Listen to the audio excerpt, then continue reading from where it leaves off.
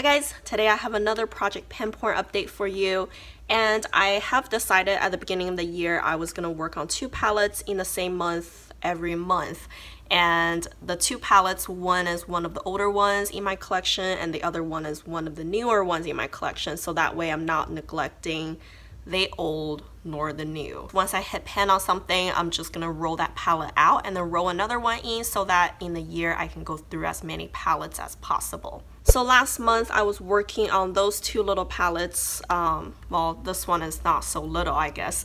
This is the 7 pan palette from Marc Jacobs, and this one is called Style Icon number 7, and the shade of the palette is 212 The Dreamer. And I put this palette in the project last month. I don't think I had much use on it before at all. I have used it just for maybe like 3-4 weeks after I first purchased it, and I just put it away. So in my mind, I still haven't really formed an opinion if I like it or not, which is kind of crazy because this is a very expensive palette. So I decided to change that and I tossed it into this project. And this time around, I still don't have any pan yet. First of all, I think I used maybe those 2 shades the most because I used this one to set my eye primer. You can probably see a dip.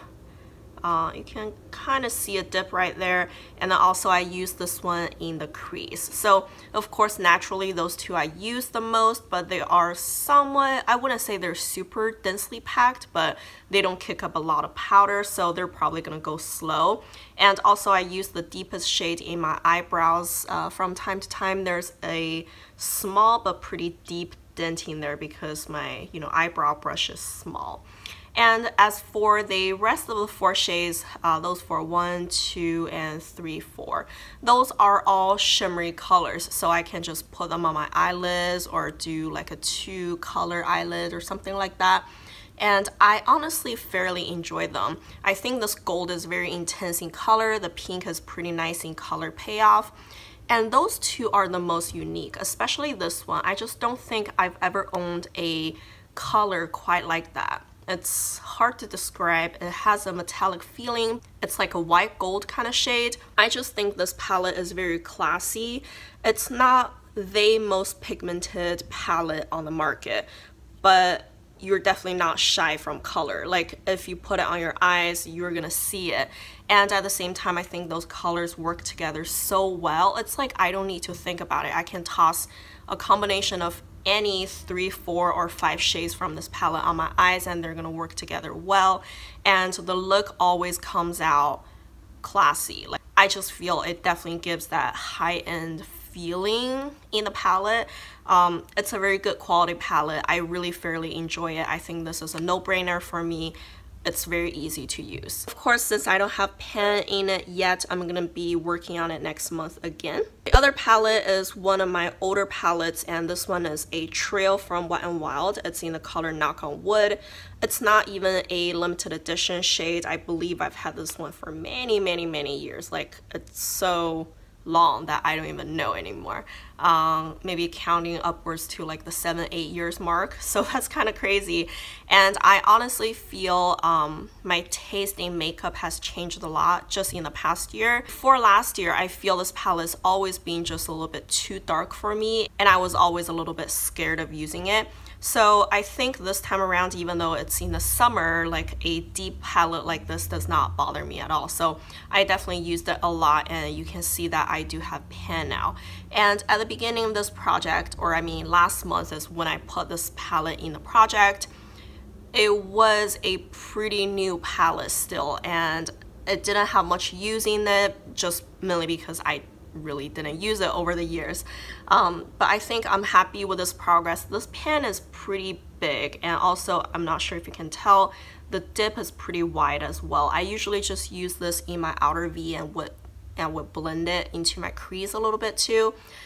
This brown shade I barely touched. I might have just used it a handful of times, nothing noteworthy.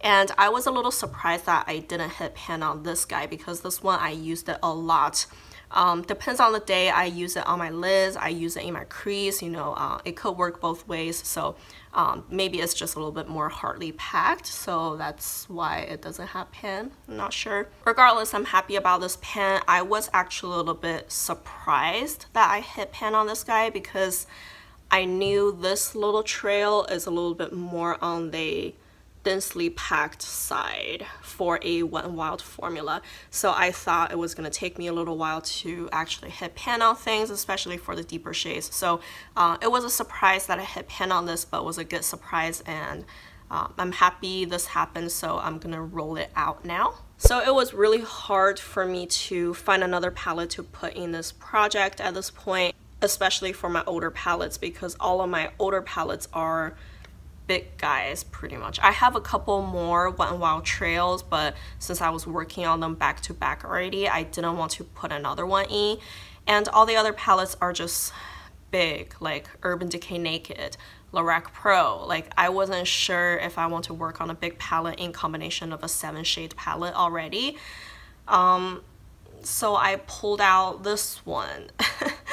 And this is a limited edition from Elle palette, and it's called An Enchanted Tale. You can see that it is Elle inspired. I think this was, it probably came out 2013, 14-ish, I want to say. I just ran into it in Walgreens and picked it up on a whim, really. But I've never really used it, and when I used it, the handful of times that I've used it, I mainly just focused on those shades, those 4 very neutral color shades. And I kept this palette around because I feel it does provide some sort of color. It has a green, an icy grayish blue. I'm not sure if that one is going to work out good. I don't have much hope on that. And also a pinkish color. This one is very interesting, isn't it? And those two are just kind of like, I don't really care for them. So I don't know. When I looked at this palette again, like, I'm not sure if I really want to keep it, especially if you compare it with this Marc Jacobs palette. Can you tell, like, when I put those two palettes together, they have very similar tones. Like, those 3 colors are right here, those 3. Can you tell? They're almost exactly the same. That's kind of crazy. And this brown is just this brown. So I feel, you know, maybe I would try to focus on this e.l.f. palette, but instead of, like, using the whole thing, I'm not gonna even try to use, like, those 4 shades. And not those 2 either, probably. So I'm really just gonna try to focus on this pink and those 2, and then see if I can make any progress on them, because once I want to use any shades out of here, I'll just go for my Marc Jacobs instead. So that's my plan, and hopefully I can hit pan on something. But because they're more colorful, I think it's probably gonna be hard to hit pan on them, just because I don't usually go for colorful looks on a daily basis.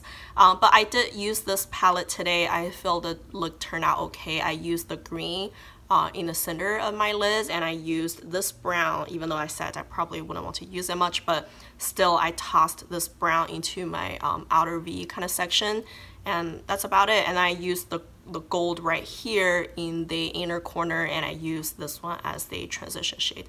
So that's it. I think the look turned out okay. I do like it. I don't think this is the most pigmented palette out there. It takes a little bit of more effort, but let's see where it stands if it's still even worth keeping, because this palette was really cheap, maybe just like $4.99 from the drugstores. If it doesn't work out, I'm just gonna toss it, right? Also, the shades are packed pretty densely in there. I don't feel there's any kick up, so it might take me a while. We'll see. I'll report back next month how I feel about it. So that's it, guys. The 2 palettes I will be working on next month are those 2, and hopefully I can make some progress, and maybe I can hit pan on 1 or 2 shades in the Marc Jacobs already. I feel this one is, yeah, it's a classic palette. I probably wouldn't want to finish it completely. I'm gonna go travel quite a bit in the next couple of months. I think this one would just be so easy to bring when I go travel, because the looks always just come out perfect. So I'm happy with the progress. I still managed to hit pan on 1 palette and roll it out, and hopefully next month I can do just as good. And if you enjoyed this video, don't forget to give me a like and subscribe to my channel so you can see my future updates. Thank you guys for watching. Bye.